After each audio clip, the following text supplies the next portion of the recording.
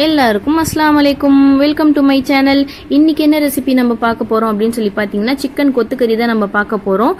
என்னடா இந்த சிக்கனே வந்து டிஃப்ரெண்டா இருக்குது அப்படின்னு சொல்லி யோசிப்பீங்க. அது என்னன்னு சொல்லி நம்ம கடைசியில் பார்ப்போம். வாங்க இப்போ நம்ம வீடியோக்குள்ள போகலாம்.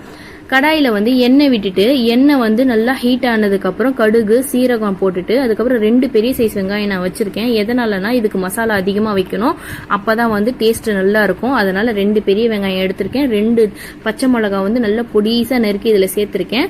2 ஸ்பூனில் வந்து ஃபுல்லாக வந்து நான் இஞ்சி பூண்டு பேஸ்ட்டு போட்டிருக்கேன். போட்டுட்டு நல்லா இதை வந்து பச்சை ஸ்மெல் போகிற அளவுக்கு நல்லா வதக்கி விடுங்க. அதுக்கப்புறம் வந்து அந்த பச்சை ஸ்மெல் போனதுக்கப்புறம் 1 ஸ்பூன் ஃபுல்லாக வந்து நம்ம மஞ்சத்தூள் போட்டுக்கணும். மஞ்சத்தூள் போட்டதுக்கப்புறம் கரம் மசாலா வந்து சின்ன ஸ்பூனில் 2 ஸ்பூன் அளவுக்கு நான் கரம் மசாலா போட்டுக்கிறேன். அதுக்கப்புறம் மிளகாத்தூள் வந்து தனி மிளகாத்தூள் நான் சேர்த்துருக்கேன். 1.5 ஸ்பூன் அளவுக்கு நான் தனி மிளகாத்தூள் போட்டிருக்கேன். அதுக்கப்புறம் வந்து பெப்பர் போடணும். பெப்பரும் கொஞ்சம் தூக்கலாக போட்டுக்கோங்க. இந்த ரெசிபிக்கு வந்து நல்லா காரசாரமாக செஞ்சால் தான் நல்லாயிருக்கும். அதனால் எல்லாமே தூக்கலாக போட்டுக்கோங்க. நல்லா சூப்பராக டேஸ்ட்டாக இருக்கும்.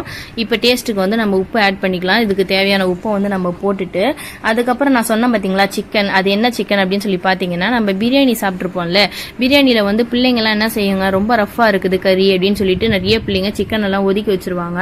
அந்த சிக்கன் எல்லாம் என்ன செய்யணும், நல்லா வாஷ் பண்ணிவிட்டு தனியாக எடுத்து வச்சு இந்த மாதிரி அழகாக உதுத்து போட்டு அந்த உதுத்து போட்டு க்ளீன் பண்ணி எடுத்து வச்சுருப்போம் பார்த்தீங்களா, அந்த சிக்கன் தான் இது. ஒரு வாட்டி வாஷ் பண்ணி எடுத்துக்கோங்க. எடுத்து இந்த மசாலால ஆட் பண்ணி நல்லா பெரட்டி விட்டீங்க அப்படின்னு சொல்லி சொன்னீங்கன்னா, இதுல எண்ணெய் அதிகமா விட்டு தானே நம்ம எல்லாமே தாளிக்கிறோம்.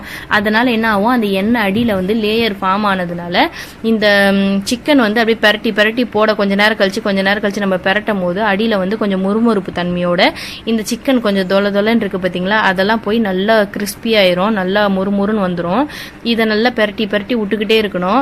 இது பெரட்டி விட்டதுக்கு அப்புறம் ஃபுல்லா முறுமுறுன்னு ஆயிடுச்சு அப்படின்னதுக்கப்புறம் கொத்தமல்லி தலையை நல்லா மெலிசா நறுக்கி இது மேலே அப்படியே மலைச்சாரல் மாதிரி தூவி விட்டுட்டு அதுக்கப்புறம் என்ன செய்யணும், நம்ம இதை வந்து சாப்பாடுக்கு ரசத்துக்கு எல்லாத்துக்குமே இதை போட்டு பெரட்டி சாப்பிட்டுக்கலாம். செம்ம டேஸ்ட்டாக இருக்கும்.